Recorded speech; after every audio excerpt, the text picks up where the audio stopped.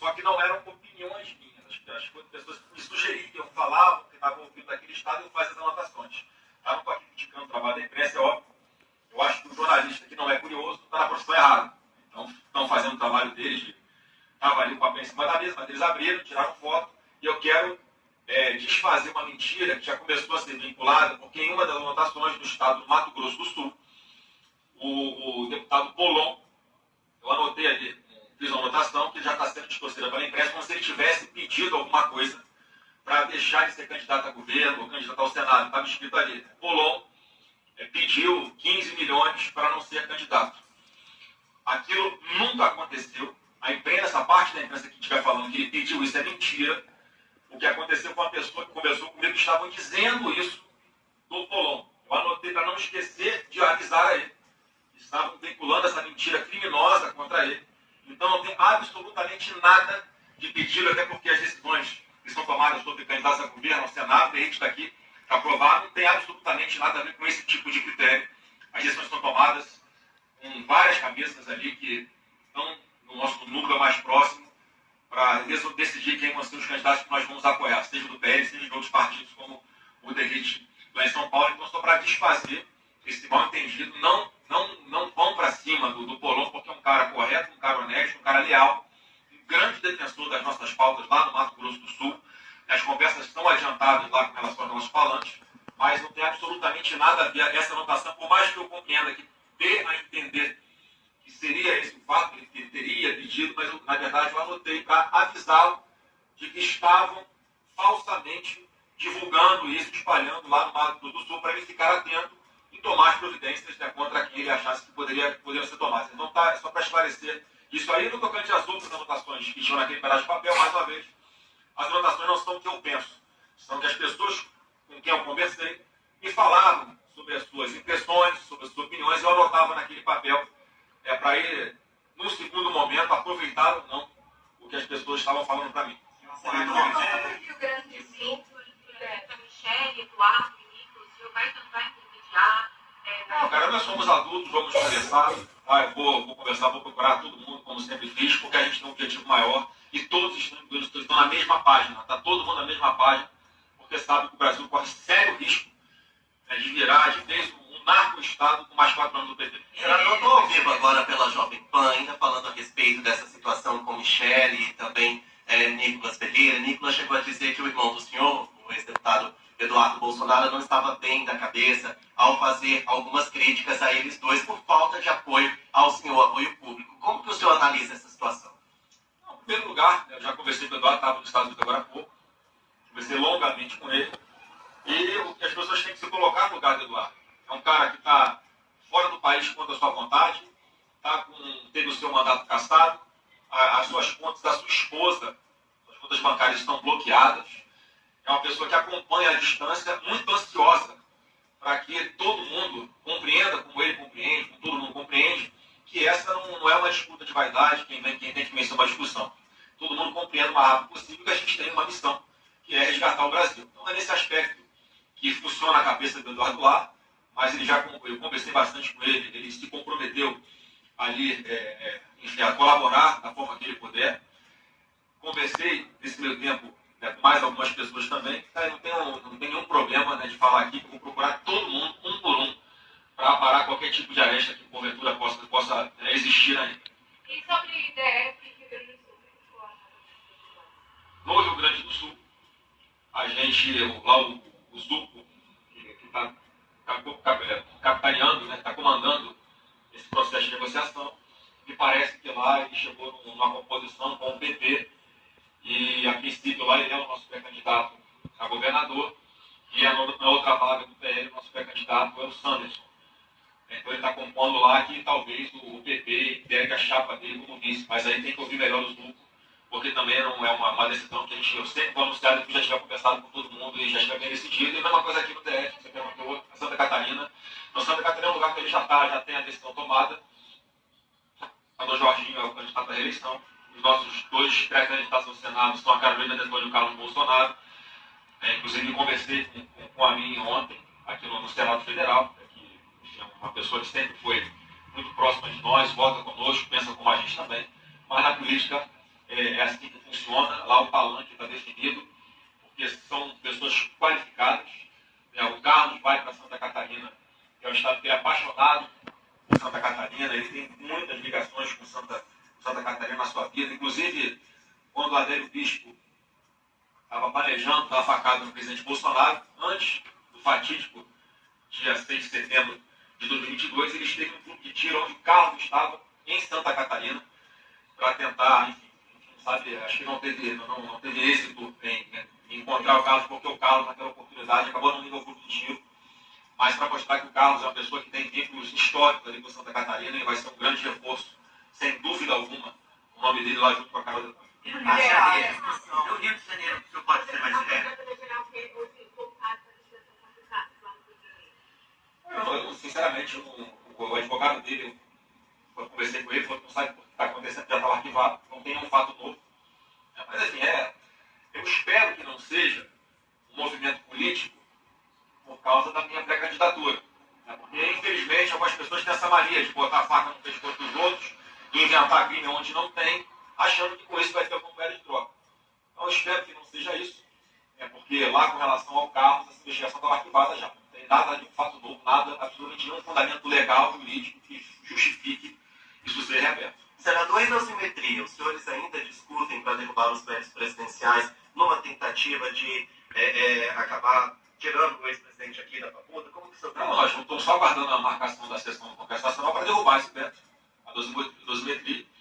E isso não vai nos... Isso não impede, não inviabiliza que outros projetos que tratem de realmente fazer justiça, não só com o presidente Bolsonaro, mas com centenas de outras pessoas que foram injustiçadas nessa farsa montada no Rio de Janeiro contra a direita, eles o mais rápido possível recuperem plenamente a normalidade em suas vidas. Até já tem projetos de lei sendo apresentados e, sem dúvida alguma, a gente tem, primeiro passo, derrubar esse veto do rancoroso e coração cheio de ódio ao presidente da República, é assim que ele tem governado, foi assim que ele vetou esse projeto da dosimetria. Vamos derrubar esse veto e continuar trabalhando sim para anistia, ou outro nome que queiram dar, mas que de fato estabeleça normalidade na vida dessas pessoas.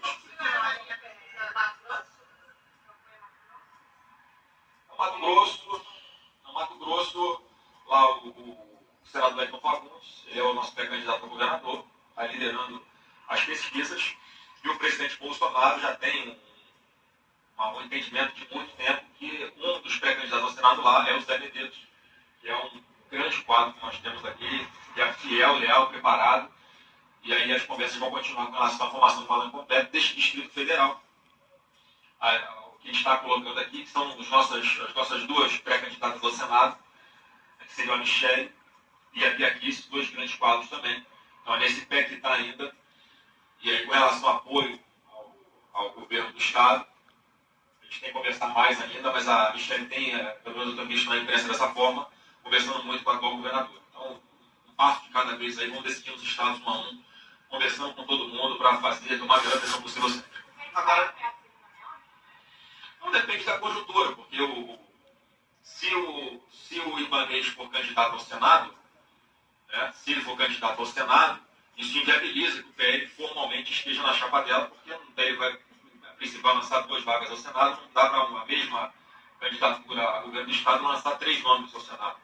Então tem um detalhe legal aí, que é uma coisa que precisa ser conversada. Bom, ontem o único estado que você viu lá que já está resolvido ficou o nosso candidato ao governo, é o Douglas Woods. Eu sou pré-candidato ao governo, é o Douglas Woods, que é um policial civil, um deputado muito preparado, que tem a sua base aqui em São Gonçalo, onde ele participa diretamente da prefeitura, que é tocada pelo capitão Nelson, tem mais de 90% de aprovação. Então, é uma pessoa que agrega a política, que eu confio muito no seu desempenho a partir de agora, o lançamento oficial da sua pré-candidatura, e as outras 2 vagas como pré-candidato ao Senado, uma ao governador Cláudio Castro, que está sendo candidato indicado pelo PL, e a federação também está indicando outro nome, que é a nossa essência, que é o atual prefeito de Belfort Roxo, que é o Canelo. Então, está ali no Rio, o nosso jogo está colocado dessa forma. Não comentou, falei que chegou na decisão, porque a decisão que eu tomo já está validada por ele. Então, ele falou, vai tocando o barco e resolvendo o estado do Estado. Muito caso da rede, o Palácio do Planalto acabou de publicar uma nota falando a respeito da aprovação de ontem do PL. Foi meio que comemorado pelo Palácio do Planalto, ainda com as mudanças que o senhor fez. O senhor vê que foi uma vitória de ambos ou foi mais uma vitória do senhor porque aquilo que o senhor determinou foi aprovado em plenário? Em primeiro lugar, foi uma vitória do Brasil, do povo brasileiro. E esse recuo do Palácio do Planalto foi justamente porque o texto majoritariamente aprovado foi o texto original da Câmara dos Deputados.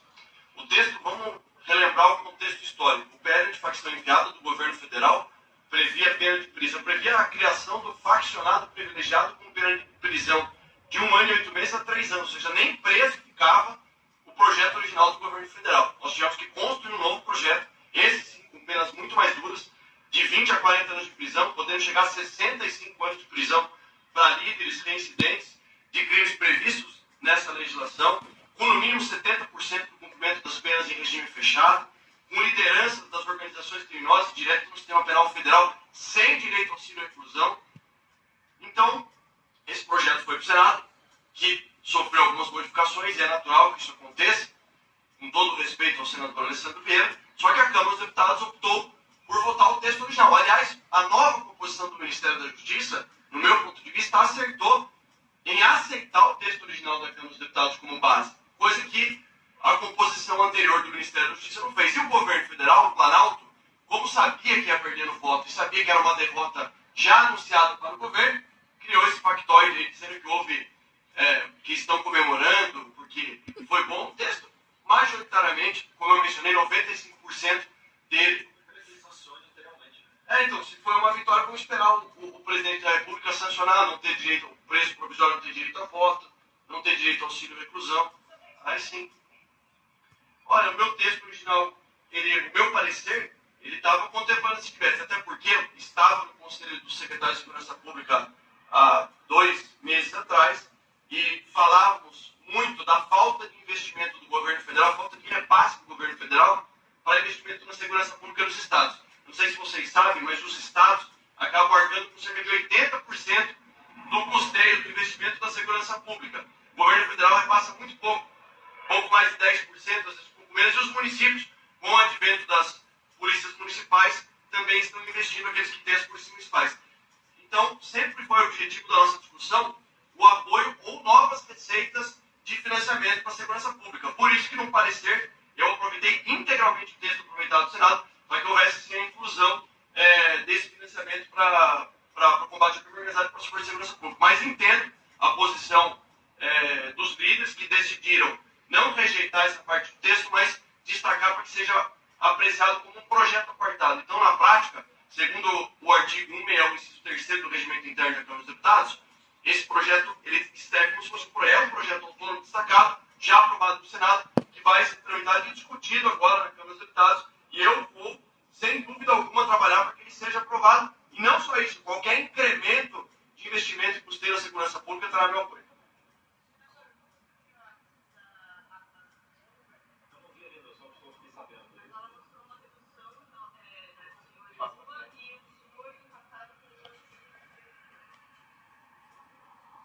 Está dando a lógica. Governo muito mal, mas ao mesmo tempo governo que não toma conta de ajudar os estados e municípios no combate a facções criminosas, um governo que não para de criar impostos, acabou de criar mais imposto para mais de 1.000 aparelhos de tecnologia, 1.000 eletrodomésticos, incluindo os smartphones. O Brasil não produz smartphone, mas ele diz que está aumentando a tributação aqui no smartphone. Você que está em casa aqui, que compra um celular, vai pagar mais caro agora, mais uma taxa do Lula. E ele está protegendo a indústria nacional, porque eu sabe, o Brasil não produz smartphone. Né? É só para sempre aumentar a arrecadação, para aumentar os gastos. Aqui as viagens com a gente estão ficando mais exigentes, tendo que gastar mais. Então ele aumenta os impostos para poder bancar os luxos dele e as viagens improdutivas de passeio dele. Então, eu lamento muito, que saudade do presidente Bolsonaro, quando a gente estava numa época, quando havia aumento de arrecadação, ele chamava o Paulo Guedes para falar: Paulo Guedes, onde é que a gente vai cortar imposto aqui? Essa era a mentalidade do presidente Bolsonaro. Agora é o contrário. Ele aumenta a arrecadação, metendo imposto no ombro do contribuinte, não aguenta mais pagar tanto imposto. Ele chama a Haddad: Haddad, onde é que a gente vai aumentar mais imposto para arrecadar mais e gastar mais? O Haddad sempre aponta para mim e para você, contribuinte. Então, é o caminho que o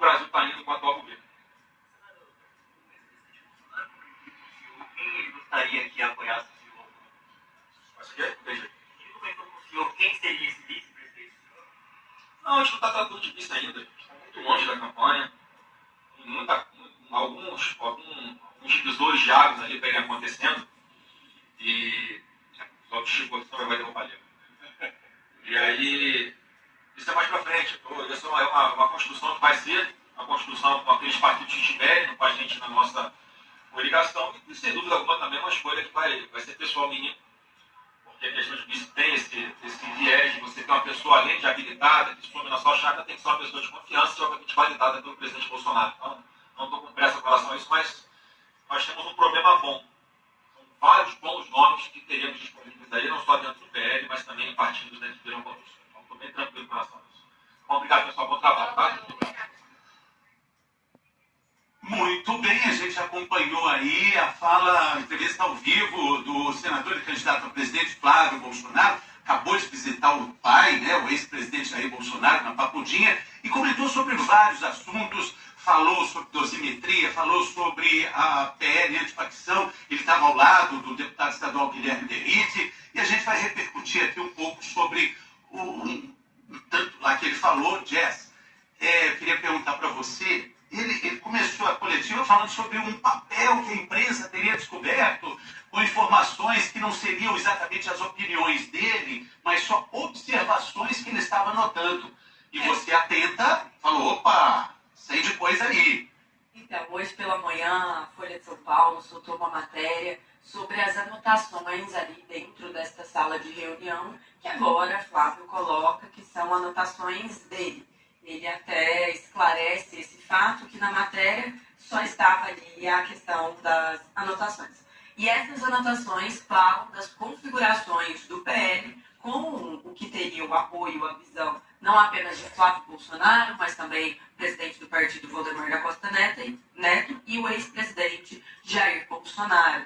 E ali se coloca quase todos os estados e qual é a configuração.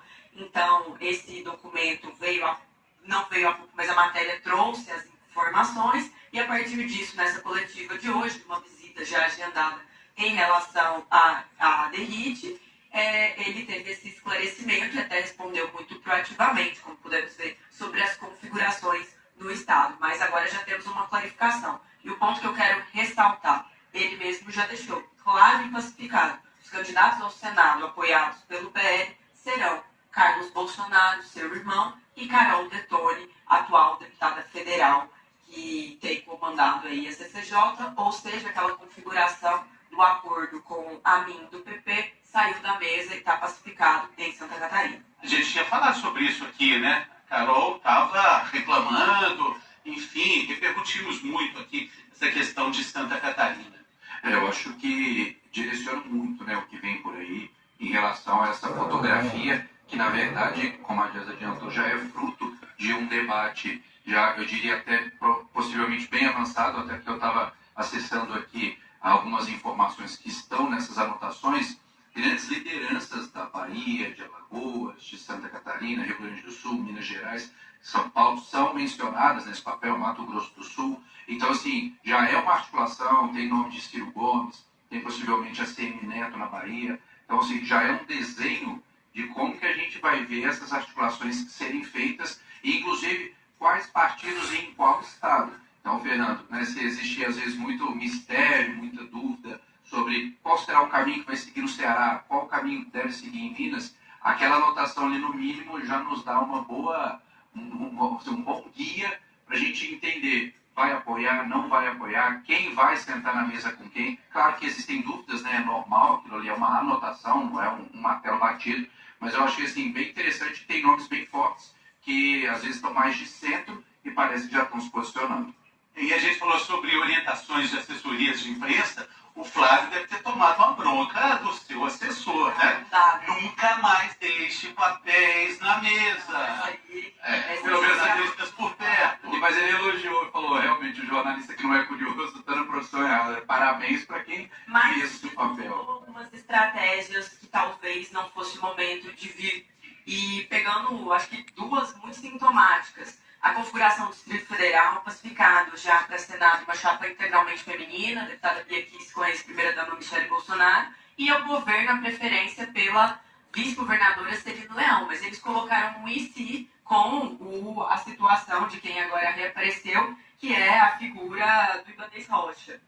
Então aí também como uma possibilidade. E um outro detalhe que me chamou muito a atenção foi a configuração do Paraná, em que eles entregam que um parlamentar ali não pode ser, e põe entre parênteses que essa seria uma fala de Valdemar da Costa Neto, dizem que vão apoiar já o óbvio Felipe Barros, mas colocam a situação ali de improvável e de não apoio à Cristina Grêmio, que era um nome forte na direita, mas acabou dando algumas declarações mais pró-esquerda, mais pró-diálogo, e perdendo um pouco dessa credibilidade para não atrapalhar a configuração ali de Felipe Barros, e colocam Deltan Dallagnol como o nome mais forte nas pesquisas em primeiro lugar. Então eles já calculam que Deltan Dallagnol seria o primeiro colocado e a segunda vaga iria para o candidato deles, Felipe Barros, logo não se poderia ter ali um apoio duplo para não arriscar isso em relação ao Felipe Barros. E ainda colocam que Deltan Dallagnol é o candidato do atual governador do Paraná.